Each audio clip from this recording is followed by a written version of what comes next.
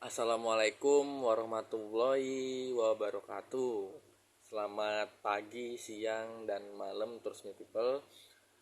Kembali lagi dengan saya Ade Saputra, divisi bagian project. Izinkan saya kali ini untuk berbagi hal-hal yang bisa kita sharingkan gitu ya.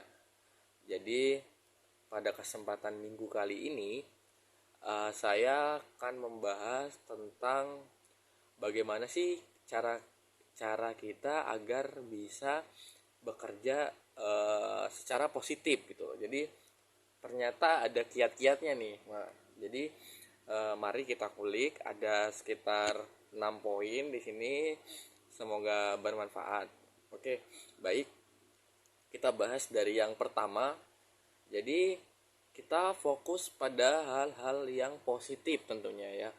Jadi fokus pada hal-hal yang membuat kita senang dulu nih. Jadi kita harus kerja tuh harus diawali dengan senang dulu. Kalau kita awali dengan perasaan yang tidak senang ya tentunya kita tidak bersemangat lagi dalam mengerjakannya. Terus hindari fokus pada hal-hal yang negatif. Jadi hal-hal negatif itu harus kita singkirin lagi gitu loh. Dan berusaha untuk melihat sisi positif dari segala situasi gitu. Itu poin yang pertama. Terus yang kedua, poin kedua itu berlatih rasa syukur. Nah, ini sangat penting nih. Berlatih rasa syukur. Cobalah untuk selalu bersyukur atas apa yang sudah kita miliki. Misalnya kita punya motor, ya udah bersyukur. Punya mobil, ya alhamdulillah gitu. Jadi kita apa yang sudah kita capai ya kita harus syukuri gitu, apapun itu, sekecil apapun itu. Jadi melihat sisi positif dari hidup kita. Jadi mana sih bagian dari hidup kita ini yang positif gitu. Jadi harus kita ambil nih untuk wah, harus positif nih ke depannya, harus positif vibes nih, jadi harus orang yang positif nih gitu. Jadi kita kelihatan dari luar, itu kelihatan dari orang-orang itu menilai kita itu orangnya positif gitu loh, selalu bahagia gitu. Itu poin yang kedua. Yang ketiga, menjaga kesehatan mental. Nah, ini penting banget. Jadi jangan biarkan stres atau kecemasan mengambil alih hidup kita gitu loh. Jangan stres nih menguasai hidup kita nih, jangan dibiarin gitu loh. Harus kita ya move harus kita singkirin gitu ya.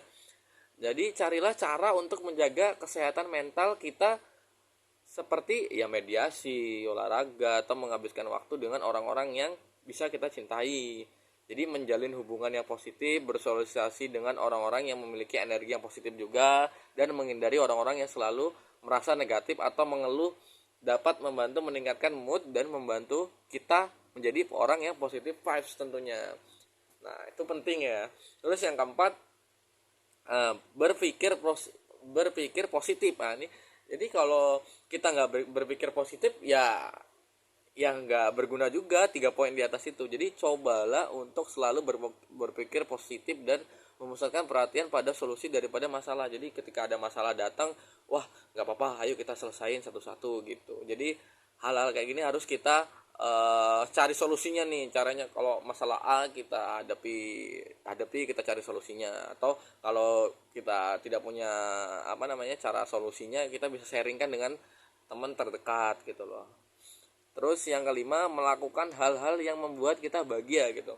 Jadi lakukan hal-hal yang membuat kita bahagia, seperti melakukan hobi yang lari ya kita lari, olahraga, nge-gym, dan traveling, atau bisa jalan-jalan. Mungkin di weekend kita bisa jalan-jalan, walaupun kita udah penat bekerja selama 1 minggu, hari Minggu kita libur, kita traveling gitu, atau berkumpul dengan keluarga dan teman-teman. Hal tersebut dapat membantu meningkatkan mood dan membuat kita merasa lebih positif tentunya. Dan yang terakhir, berbagi kebaikan. Nah, ini poin terakhirnya penting banget gitu loh. Jadi kita bantu orang lain dan berbagi kebaikan dapat membantu kita merasa lebih baik dan memiliki positive vibes juga tentunya. Hal sederhana seperti memberi senyuman pada orang lain dapat membuat kita merasa lebih bahagia dan berenergi positif. Tuh. Jadi sekian dari saya. Apabila ada salah kata dan perbuatan, mohon dimaafkan. Mumpung ini hari raya Idul Fitri, apabila